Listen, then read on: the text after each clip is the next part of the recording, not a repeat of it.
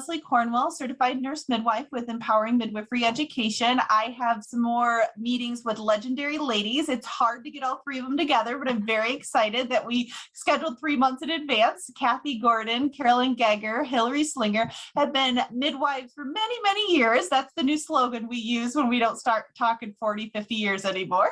So the last few conversations we had were kind of the history of midwifery, where we think midwifery is going to go, but they all have very exciting things in their wheelhouses, specialties going on. So I wanted to more just talk exciting trends in the midwifery world going on. I'm going to start with Cathy, just because I can see her first on my screen. Cathy's got some exciting news from Kansas and something she's been working on. Sure. Kansas is making history as we speak. We will be the 26th state in the union to give 100% full practice authority to all branches of nurse practitioners. And it was voted into law as a supermajority. So we are just waiting for the bill to be signed by the governor. If the governor chooses not to sign it, it still goes into law. If she chooses to veto it, it goes back to the legislatures for an override because we have a supermajority. So we are just partying hard with the Jayhawks who won the NCAA championship. We are just saying rock chalk Jayhawk all the way through. But in addition to that, you know, as normal, I ran a lot of bills. Many fell to the wayside, but one of them that got passed again through supermajorities of both the House and the Senate was a simple bill, and it's something for everybody to always think about, but it's a definition of a birth center.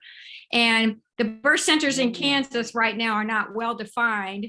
You can't find them anywhere in the statutes unless you look under child care licensing, which nobody thinks to go look under daycares to find a birth center. Yes, well, there's some strategy behind putting it there, but there's also a lot of pitfalls when you want to get licensed or you want to have contracts with third-party payers, et cetera, because he can't find you. Right. So we had a definition change, or we requested a definition change, and you'd think, why not, right? Well, here's how the politics. Easy, something so easy, right? Right. It's a simple. Birth centers are healthcare providers or healthcare facility providers, right? Very simple. One would think it went through supermajority passing, and then our healthcare stabilization fund people stopped it. And what that means is the insurance providers for the state of Kansas, if you choose to go with that route, stopped it because they want to put restrictions, mandatory restrictions on it. Issues like payment premiums, minimums of premiums, things like that. And we're like, what? We just need the definition. So it's interesting how politics go. The nice thing is the revisers went, you can't just change and add all these rules to a definition. It goes into a new statute. It needs a new bill, blah, blah, blah, blah, blah. You can't do that. And so I'm like this, right? Well, we're still in the drop dead or keep going process. But the interesting thing that I share with you about this is one can believe that the legislators have all power, and then somebody on the medical side comes up and squashes that. So with that said, again, that's why we need more nurses, more midwives in the legislature. We need insiders, because until we have a constant daily voice, we get stepped on. And birth centers are very small. There's 5 of them in Kansas. They're very small compared to the big hospitals. So we go like this. If we don't have that constant insider approach, we can't have our voice heard. And it's we can't be at the Capitol every day telling the legislators, I'm still here, I'm still a business, I survived COVID, we're still alive. We can't do that because we want to run our businesses. So with that said, I'm just going to encourage everybody, run for office. I'm doing it again. As you already know, I'm running for Kansas state representative, because on my Facebook site, you guys can go to Cathy Gordan Facebook or Cathy for Kansas. You'll see my incumbent talking about us. And it is so horrendously embarrassing for our profession to be compared to as janitors and secretaries of a school system. Oh my. We are better than that. That's the foolishness of legislators. So you can go, I'm like, hey, I don't have to do anything to this to just post what she said. Yeah, Because that's what I'm then running. they'll relate. The people be like, okay, you've sold more votes my way. Thank you. Keep talking. No, so it's like, so my point is that was part of getting the nurse practitioners across the board. So in Kansas, we currently have independent practice for nurse midwives, but it's not full practice. It's birth and delivery and postpartum. But the crazy thing is the lowest liability aspect, primary care, wasn't included. So can I just have a couple of things as I'm listening to you talk. Yeah. One of them is that somebody who was my student, who's now in the starting the last semester of her DNP, and I talked to her about what her long-term plans are. So this past weekend, she was just talking about wanting to, in the future, thinking about running for state legislature because Cathy's way. of Cathy's way. So you are not alone in midwives thinking about that. The other is that hearkening back to the birth center and the laws, when the ACA passed, what was that? How many years ago? It was just the 10th anniversary. And included in it was reimbursement for birth centers. And there was the word licensed. And at the time, New Mexico was one of 3 states that did not have a birth center licensing law. And people liked it that way because we have a history of having basically partera apartments, where people would have a room or an apartment attached to their house. Well, we had to do birth center licensing in order to get reimbursement. And in that first round, they brought in, sort of like you're talking about, they brought in somebody who wanted it to be like a surgical center, and none of the birth centers in the state would have met the requirements. And it was that same centers. Yeah. Going through, no, we really don't need those wide doorways that you can put gurneys through, and on and on and on. And a lot of people here had, like in Taos, it was in an old adobe house. They weren't going to knock it down and redo it to meet those requirements. Right. So yes, my heart goes out to you, and maybe that's why we need lobbyists. Yeah. Well, and I think what's so cool no. We need to go to the next level. We need to be on the inside. Right. The lobbyists aren't the answer. The legislators want to hear from the constituents more than the lobbyists. We need, when you think of just at the table. That's right. Our profession isn't that small. Yeah. And if you add nursing with it, so even if you take midwifery without nursing and you add nursing with it, we are one of the largest professions in the United States. Right. So I think it's number 2, depending on how you look at it, or number 3. So there's no reason why we can't have a bigger voice. We've got to stop getting stepped down. Yeah, I think a lot of times that's the innocent of legislature, Cathy.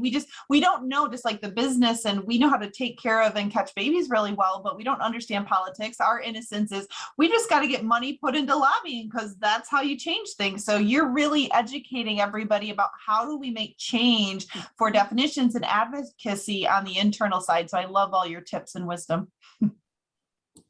Well, we got to do it. And here's another thing, just real quick, a snippet. This is so silly, but one would think, vital statistics is a very, very important aspect of documenting our deliveries. For example, was that baby with a midwife or a physician or an other, maybe that, whatever, however you define it, a nurse midwife, a non-nurse midwife, a physician, MD, DO, whatever it is. And so one of the things with vital statistics in our state, we can't sign the stillbirth certificates. We have to take it to our collaborating physicians. Now, that's an awkward thing, because our collaborating physicians they don't want me to say, hey, have this patient. Right. Unfortunately, this baby, we knew this baby was going to die because it has, trisomy, some 21 or whatever, or 17 or whatever.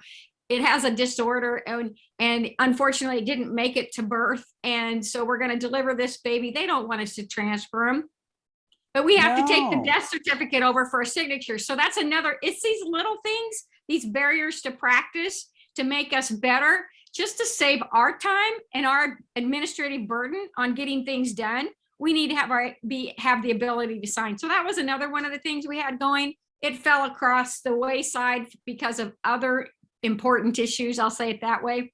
But I'll tell you what, if I'm in office, it's going to happen because we have to have these barriers removed. And a lot of times I tell other people, what are the barriers to what you do?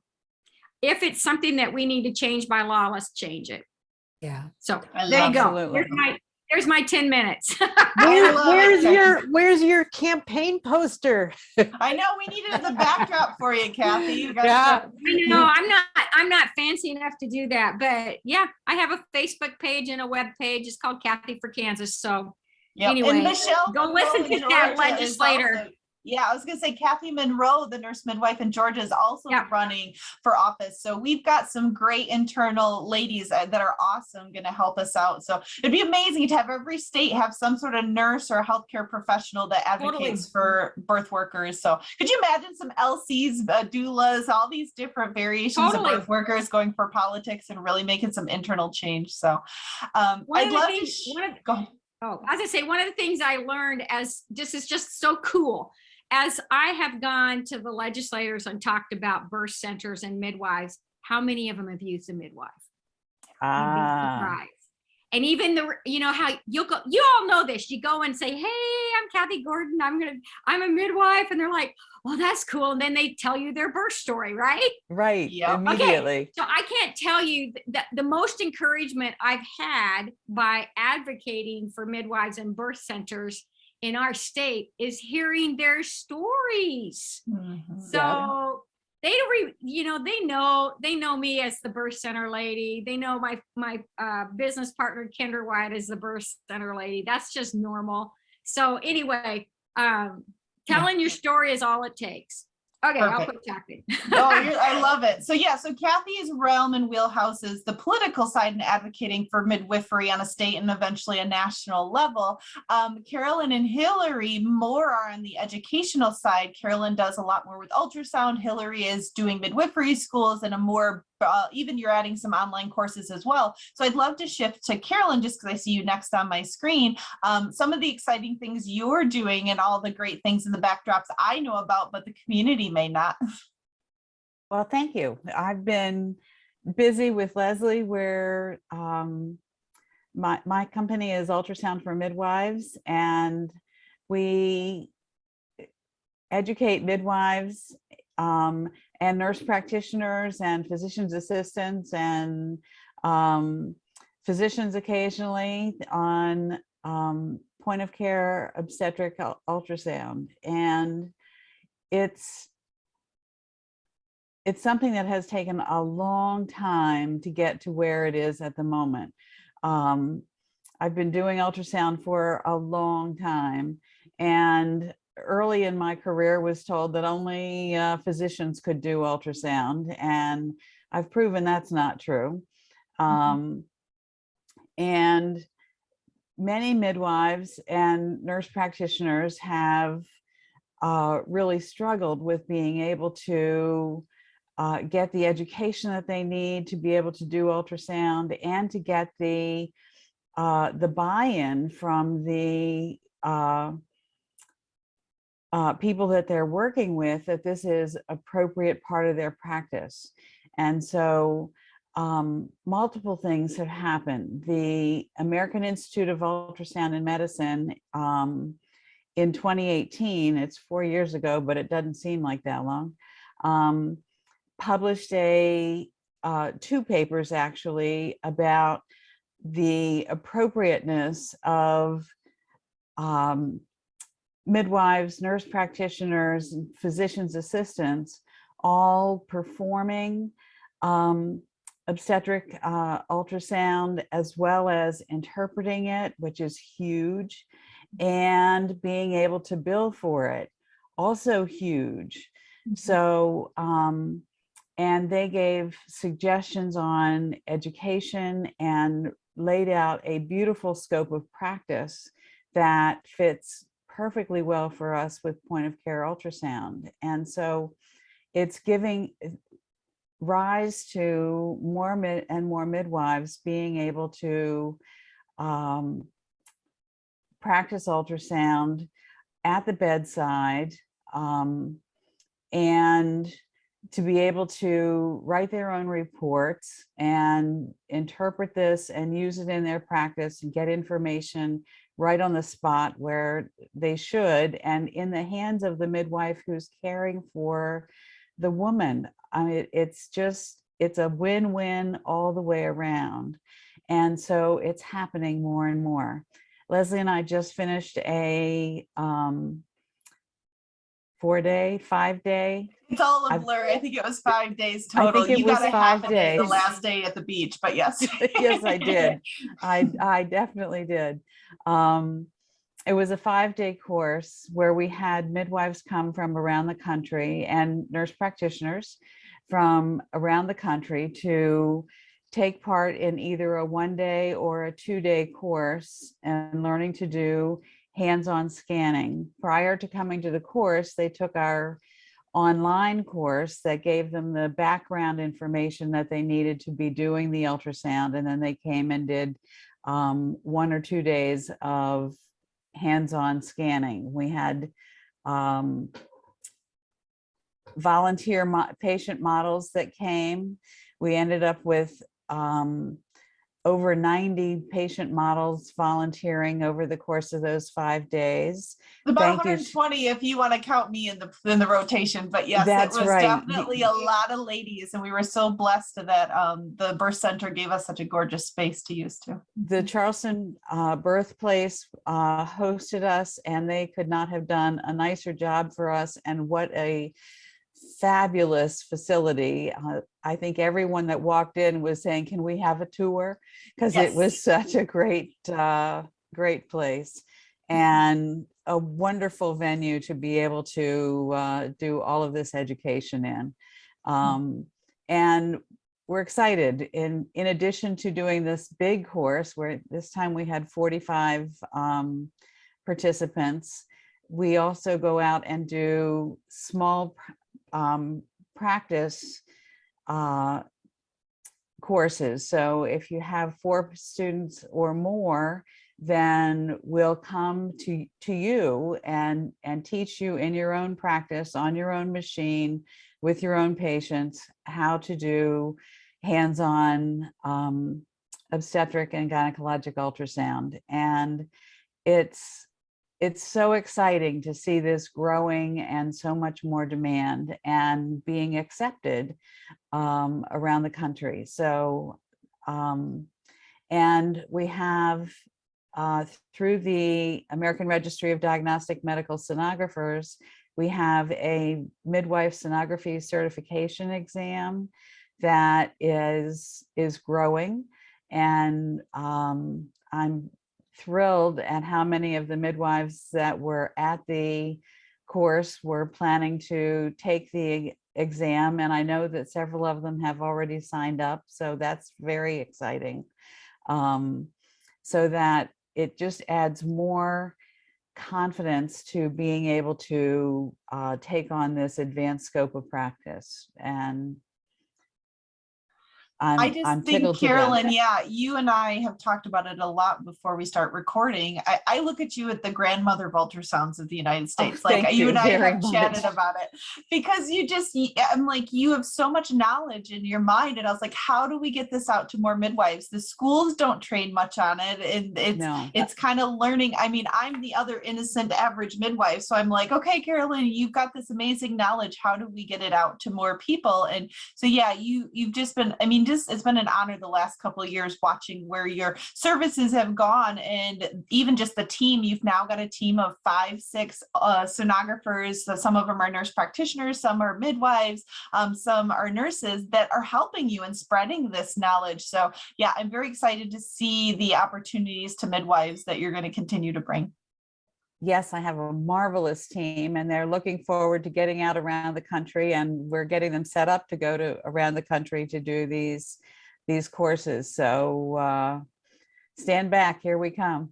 Excellent. I love it. Go ahead, Hilary. Yes. Question for you, since I always seem to bring in the voice of the CPM and licensed Yes. midwives, is when you talk about scope of practice and about billing, what are you finding with the CPM community in ultrasounds?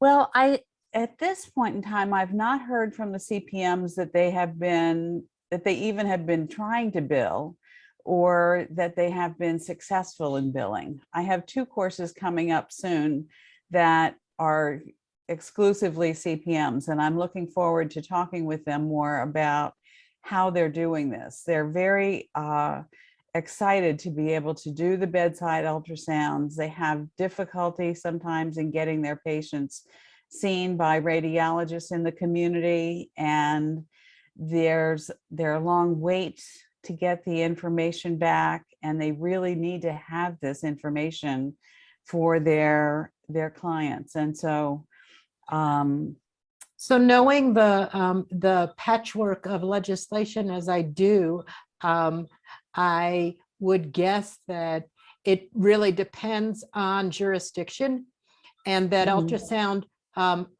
for instance, in New Mexico, GYN is included.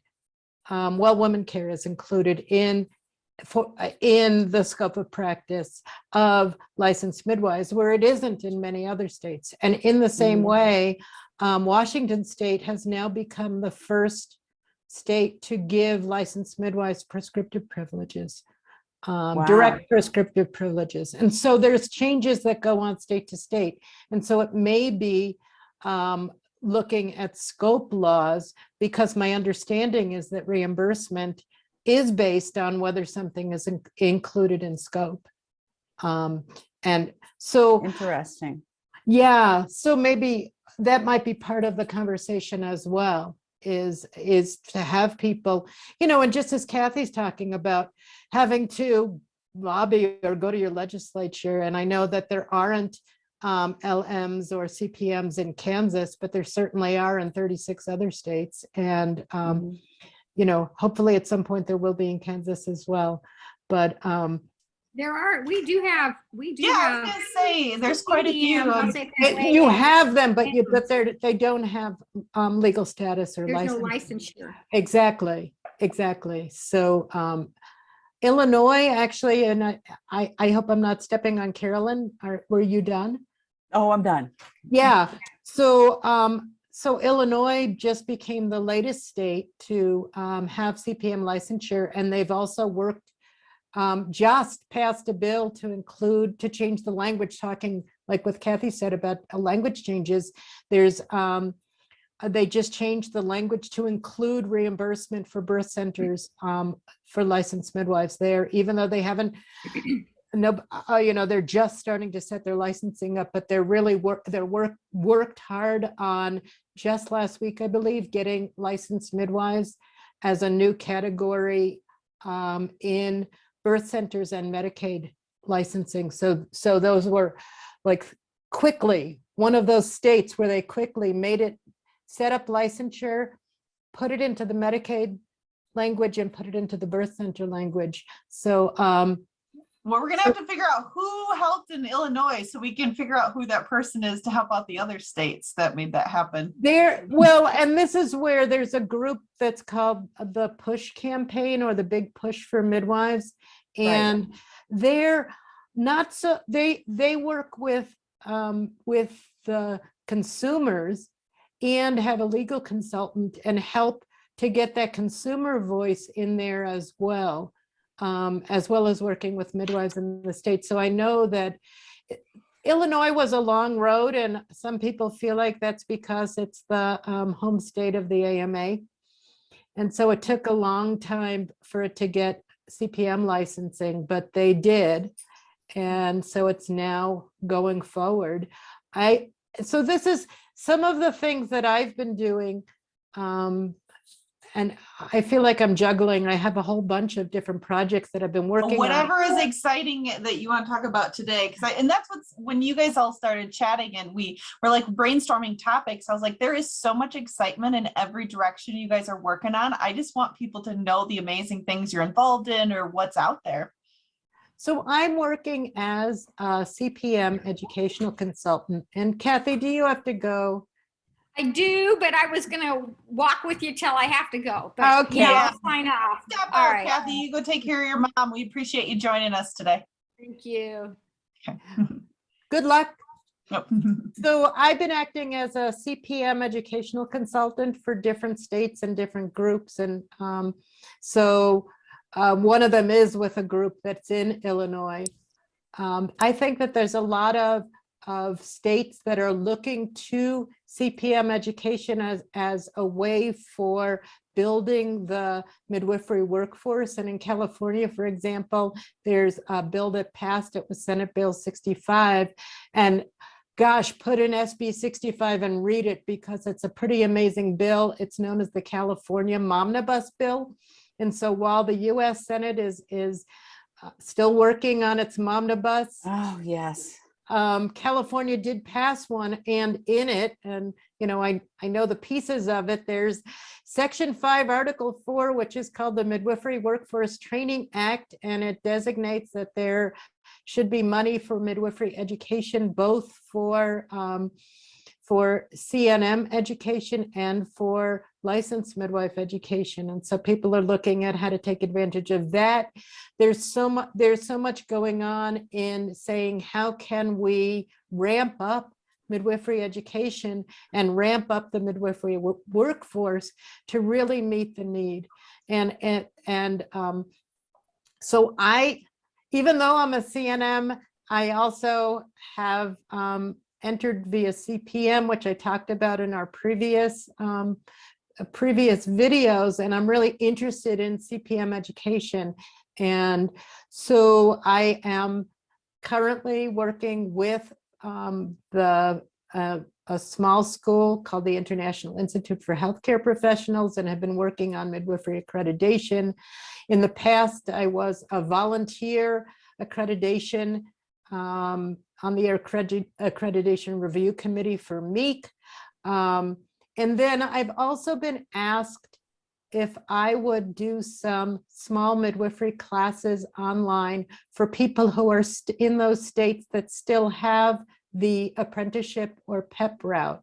And so I've been doing midwifery education for a long time. I also have an ACNM accredited 6-week course for CNMs who are interested in opening a home birth practice. And there's been a lot of interest in that during the pandemic. So I just got it reaccredited, my home birth practice essentials, which is Leslie also has a home birth course, but I have I think you and I, we talk how ours blend very well. Yours is far more intense. You go into the in details. Mine's about 15 hours and it's more the business side. So I think you and I, we complement supporting midwives in such a nice way, because we bring, I think when you and I chatted before it started recording, like I don't look, midwifery is not about competition. There's so much opportunities out there. There's so many angles. What are you looking for? What can we support you with? I mean, I encourage people to take both. Like your 6 weeks is going to bring a different angle to look at than the 15, 20 hours I have in my course. So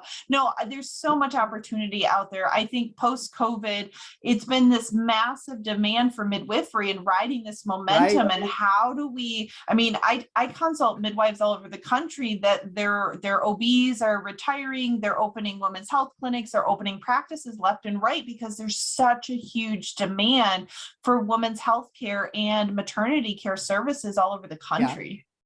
Yeah, so mine is 60 hours, and it has you do things like write a business plan and write letters to consultants and investigate business licenses.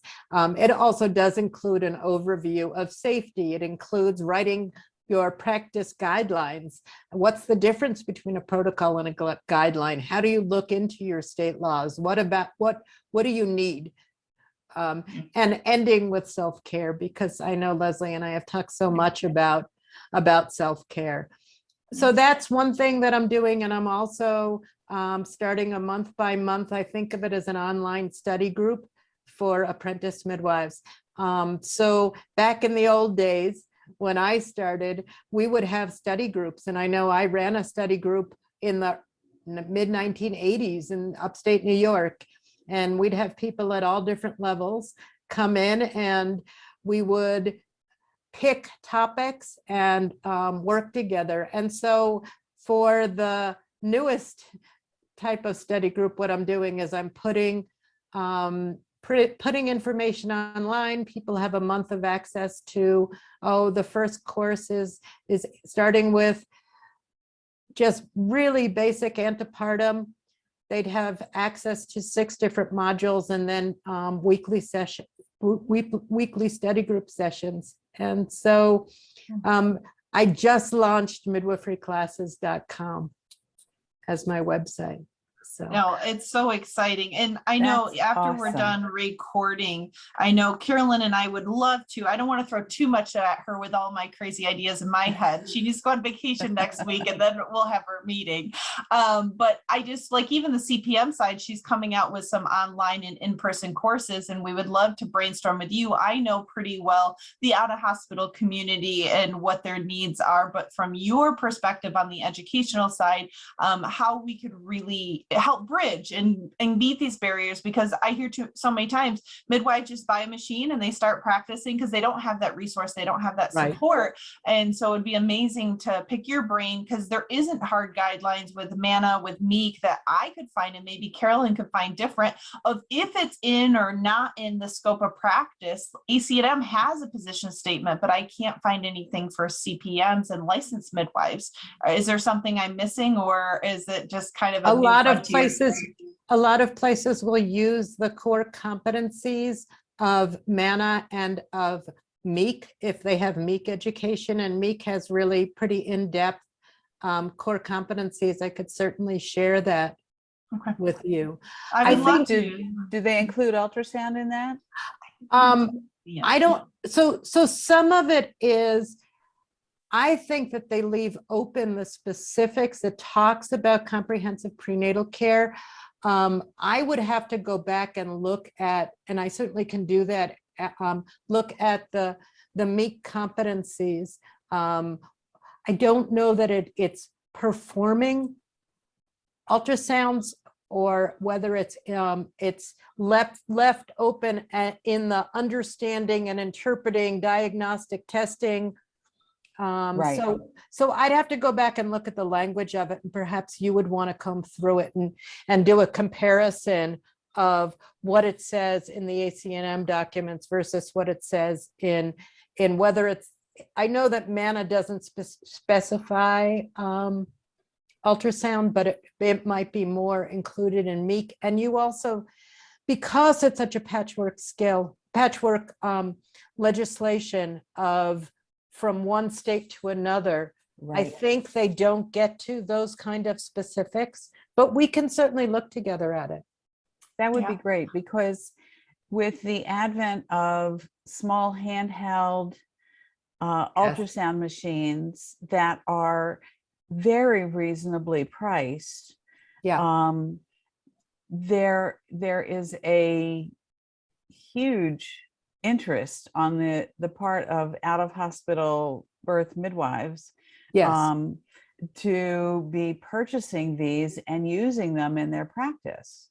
Mhm. And so we certainly are extending our education to those midwives. And at our big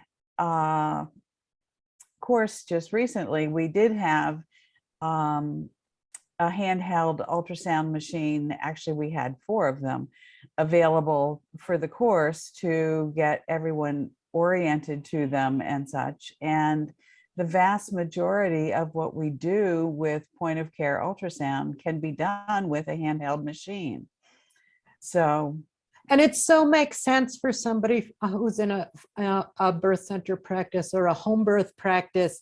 And gosh, I can think of things like, okay, I love bringing the stories in, but somebody who's pregnant for the 4th time, and she came to me for a 38-week visit, and the baby was breech, and I sent her to her backup doc, and had an ultrasound. So that was on Friday, and on Monday she had an ultrasound and the baby was head down.